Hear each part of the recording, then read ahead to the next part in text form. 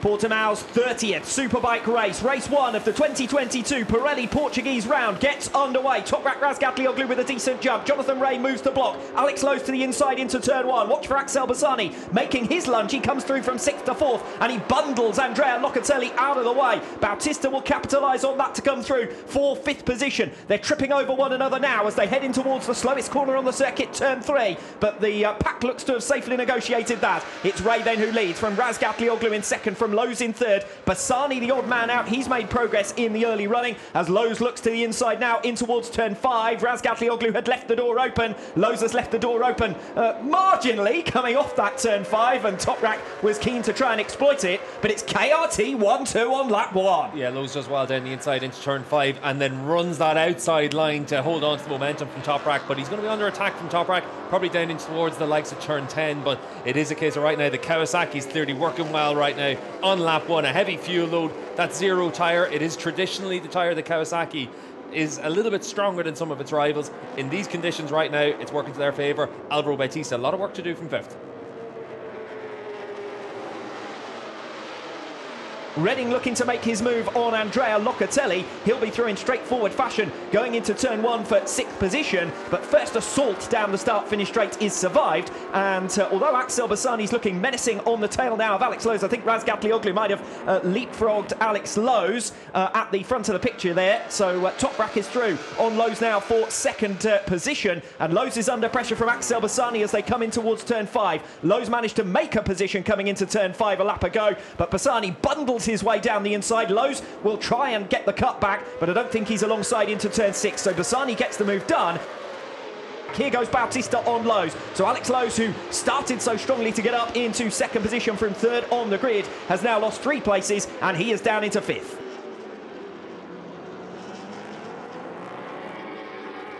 End of lap 4, start of lap 5. Jonathan Rea opened up 7/10 of a second at one stage. It's just 1.5 of a second now between himself and Toprak Razgatlioglu. Rea is going to have to be as late as he dares on the brakes in towards turn 1 to defend against Razgatlioglu. First battle between the two of them, and Jonathan Rea holds firm. I asked Toprak about breaking into turn 1 and he said it's actually not that hard a braking zone, doesn't suit him that much. Turn 5 is a lot better for him. You're able to be more aggressive when you're trying to make your moves into there.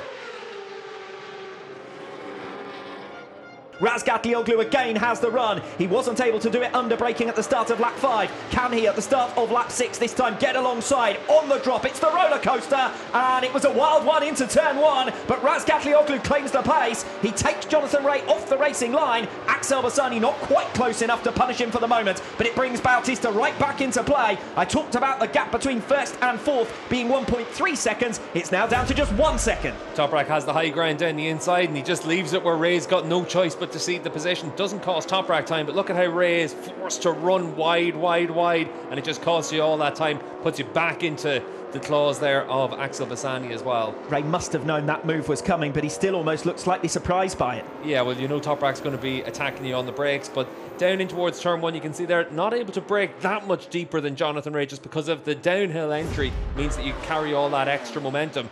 They come into lap 8 and Bautista comes sweetly through and into braking into turn 1. As long as he gets it stopped, he'll have made his move on Axel Bassani. Bassani comes back at him. Bautista left the door open. He went in too deep there into turn 1, determined to find his way past. And Bautista will now be costing Axel Bassani time with a bit of a block pass going in towards turn 3. So any which way, eventually Bautista had to get the move done. But Axel Bassani may well now come back at him as they come in towards turn 5. We've seen moves made there already in this race. Bautista moves to defend, offline slightly. He might run wide on the exit. No, he doesn't. Bautista hooking that up nicely.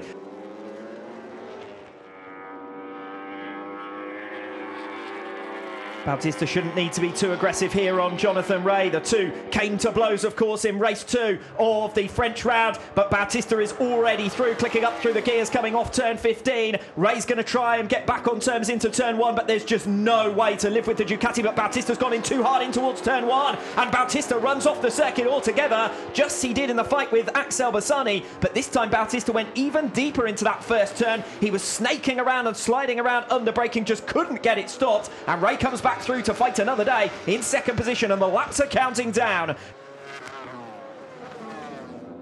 Toprak's got the rider that's as hard to overtake as anyone in the field, Jonathan Ray. We see how much he fights for every position. The problem for him, as you can see there, is he bundled across the curb.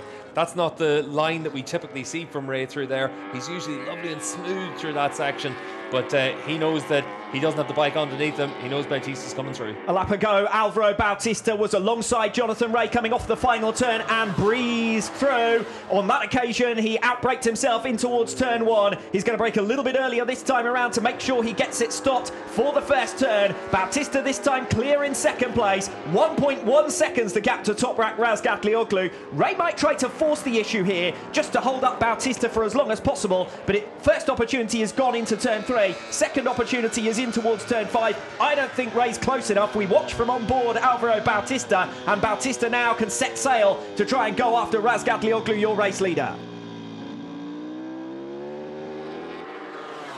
This is a genuine head-to-head between two riders evenly matched in the championship point standings, as well as on track here in Portimao. Penultimate lap, and Bassani holds firm into turn 1. Yeah, the main fight's for 5th in the World Championship for all these guys. Andrea Locatelli's in that position right now, 6th in this race, so they're making up points on it. Here goes Lowe's. Alex Lowe's in towards the slowest corner on the circuit, turn 3. Axel Bassani gets back alongside him, but Lowe's has played that perfectly because he's got the high ground, the inside line in towards turn 4. The problem for Lowe's now is maintaining the position in towards turn 5. Bassani tries to outbrake Lowe's. The two break at exactly the same moment. Bassani has the inside. The two almost touch. Lowe's boldly going the long way around the outside. Bassani gets there, and Lowe's tries to lead on him, but Bassani's already through, and he almost leans on the back tyre of Axel Bassani, who recovers 4th position.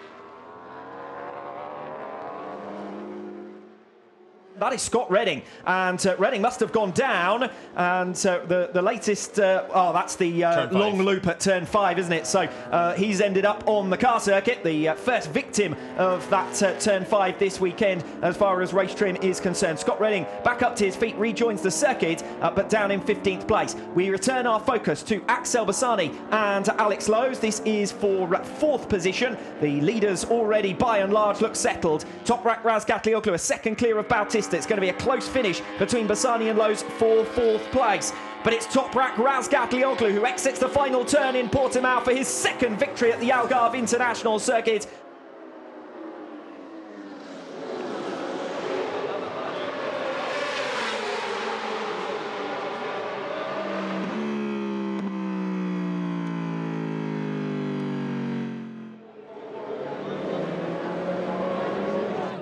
As we have later on in the day, we will still be having presentations will be made by the director of Pirelli Moto Racing, Mr. Giorgio Barbier, as Toprak performs some tricks, and we begin then with the trophy presentation to our 3rd place.